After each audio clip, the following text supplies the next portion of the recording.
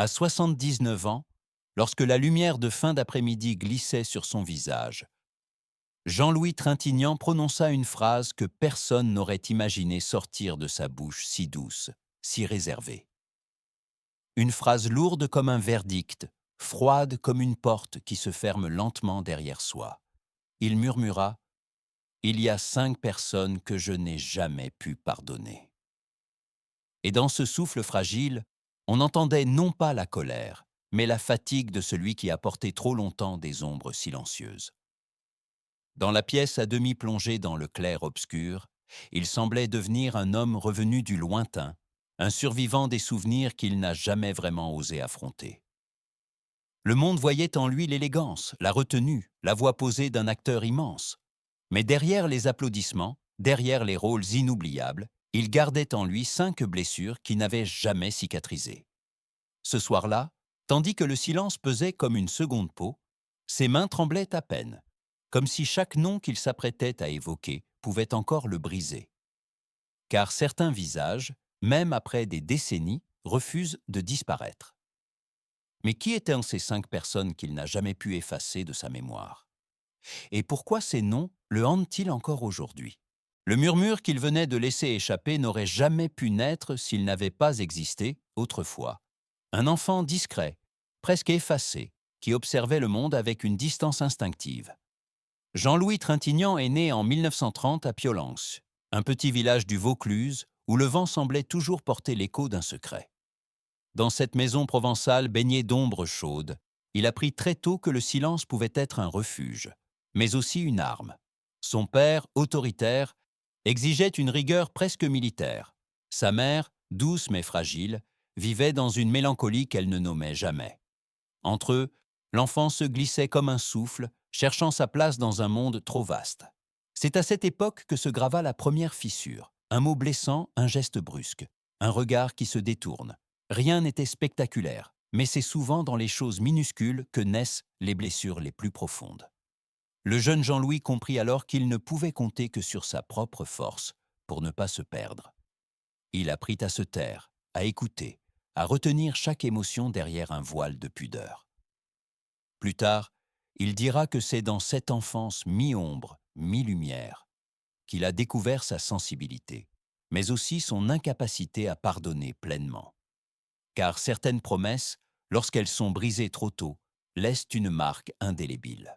Lorsque l'adolescence laissa place à la jeunesse, Jean-Louis Trintignant quitta Piolenc comme on quitte un rêve trop étroit.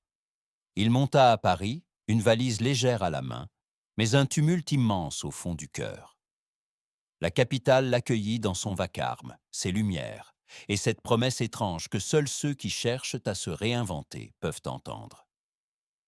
Il suivit des cours d'art dramatique, d'abord timidement, puis avec une intensité qui surprit même ses enseignants.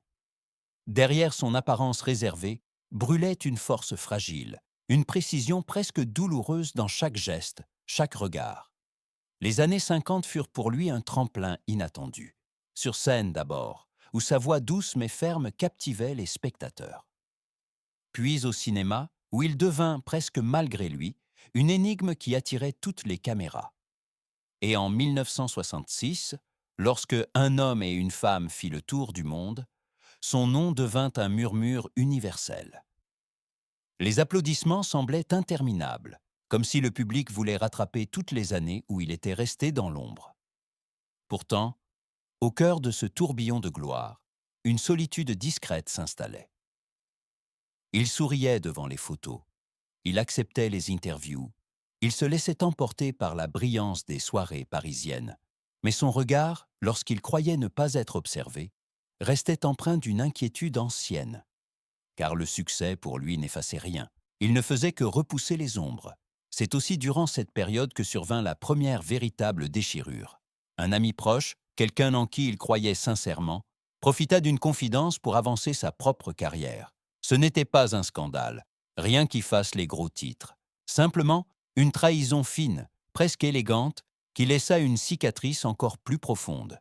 Jean-Louis comprit alors que la lumière attire non seulement l'admiration, mais aussi les intentions les plus ambiguës. Et à mesure que ses films se succédaient, que son nom devenait synonyme de raffinement et de gravité, Il se construisait intérieurement une forteresse où personne ne pouvait entrer sans sa permission. Une forteresse faite de silence, de retenue et de quelques rancunes qu'il n'arriverait jamais à dissoudre. Les années qui suivirent consolidèrent sa carrière, mais fissurèrent lentement son monde intérieur. Après la première trahison, d'autres déceptions vinrent s'ajouter, plus silencieuses, plus sournoises, comme des éclats de verre qu'on marche dessus sans les voir. Jean-Louis, qui avait toujours misé sur l'authenticité dans ses relations, découvrit qu'à mesure que son nom grandissait, les liens autour de lui devenaient plus fragiles, plus conditionnels. La rupture la plus douloureuse, cependant, n'eut rien de spectaculaire. Elle se produisit un soir ordinaire, dans un appartement parisien trop grand pour une seule voix. Une personne qu'il aimait profondément, quelqu'un qu'il pensait incapable de mensonge, choisit de s'éloigner sans explication. Une porte claqua doucement, presque poliment, mais dans ce bruit feutré se trouvait un abandon violent. Ce jour-là, il comprit que les promesses les plus sincères pouvaient se dissoudre comme la buée sur une vitre froide. Il resta longtemps immobile, assis près d'une lampe restée allumée par habitude, observant la poussière qui tournait dans le rayon de lumière. Ce silence-là n'était plus un refuge, mais une condamnation. Il ne savait plus si la douleur venait d'avoir été trahi ou d'avoir cru qu'il ne le serait jamais. Depuis cet instant, il garda chaque blessure comme on garde un secret trop lourd. Et derrière ses rôles, derrière la maîtrise de ses gestes et la douceur de sa voix, vivaient désormais 5 visages, 5 histoires impossibles à effacer. Car certaines blessures cessent de saigner, mais ne guérissent jamais vraiment. Elles restent, gravées dans le silence. 5 noms, 5 blessures, 5 silences que Jean-Louis Trintignant a portés comme on porte une ombre trop fidèle. Lorsque, à 79 ans, il accepta enfin de les évoquer, sa voix devint presque un souffle, comme si chaque mot pouvait réveiller un passé qu'il avait pourtant tenté d'enfouir. Ces 5 personnes n'étaient ni des ennemis, ni des figures de scandale. Elles étaient les fragments de vie qu'il avait façonnés, parfois contre son gré. Le premier était une histoire douce, devenue amère. Une femme rencontrée au début de sa carrière, lorsque tout semblait encore possible. Elle l'avait encouragé, porté, aimé d'une tendresse presque lumineuse. Mais la lumière, parfois, brûle. Leur relation se fissura le jour où elle utilisa une confidence intime pour se rapprocher d'un réalisateur influent. Ce n'était qu'une phrase glissée dans un dîner mondain, mais elle contenait une trahison entière. Il ne lui en voulut pas d'avoir voulu réussir. Il lui en voulut de l'avoir fait au prix de son cœur. Cette blessure fut la première. Le deuxième nom appartenait à un collègue, un acteur brillant, admiré, souvent proche de lui sur les plateaux. Leur complicité semblait réelle, presque fraternelle. Mais un rôle important, qu'on avait d'abord promis à Jean-Louis, lui fut retiré à la dernière minute après que ce collègue avait discrètement négocié dans l'ombre. Aucun affront direct, aucun mot blessant, seulement une manœuvre sourde, propre, efficace. Ce fut le jour où Jean-Louis comprit que la loyauté n'avait pas toujours sa place dans le monde du cinéma. Il continua à travailler, à sourire même, mais ce nom, il ne l'oublia plus jamais. La troisième blessure était familiale, donc plus profonde, plus intime. Un membre proche, dont il taira toujours l'identité, l'avait laissé seul à un moment crucial, un moment où il avait besoin d'un simple geste, d'une présence. La solitude imposée ce jour-là lui déchira une part de lui-même qu'il ne parvint jamais à recoudre. « On peut pardonner aux inconnus, dit-il un jour, mais pas à ceux qui portent notre sang. » Cette blessure, elle, ne s'atténua jamais. Le quatrième nom n'était pas celui d'une personne, mais d'un ensemble. Le public et les médias. Non pas parce qu'ils l'avaient détesté, mais précisément parce qu'ils l'avaient trop aimé. Après certains drames de sa vie personnelle, la tension devint insupportable. Les regards insistants, les questions intrusives, les articles qui interprétaient ces silences. Tout cela lui donna l'impression que le monde exigeait de lui des réponses qu'il n'avait plus la force de donner. Il ne put pardonner cette emprise involontaire, cette façon qu'a la foule de prendre sans demander. Pour la première fois, il se sentit captif de sa propre légende. Et puis il y eut le cinquième nom, celui dont il ne parlait qu'à voix très basse, celui qu'il prononçait comme une confession. « Le dernier, c'est moi », dit-il un jour, en détournant le regard. Car Jean-Louis Trintignant ne s'est jamais pardonné ses silences, ses absences, ses hésitations, ses murs intérieurs. Il savait qu'il avait parfois fui au lieu de parler, qu'il s'était parfois retiré lorsque l'amour aurait demandé plus de courage. Il portait en lui une forme de sévérité sans pardon, une exigence cruelle envers lui-même. Et c'est cette lutte intérieure, muette, interminable, qui devint la plus lourde des 5 blessures. En nommant ces 5 ombres, il ne cherchait pas à accuser.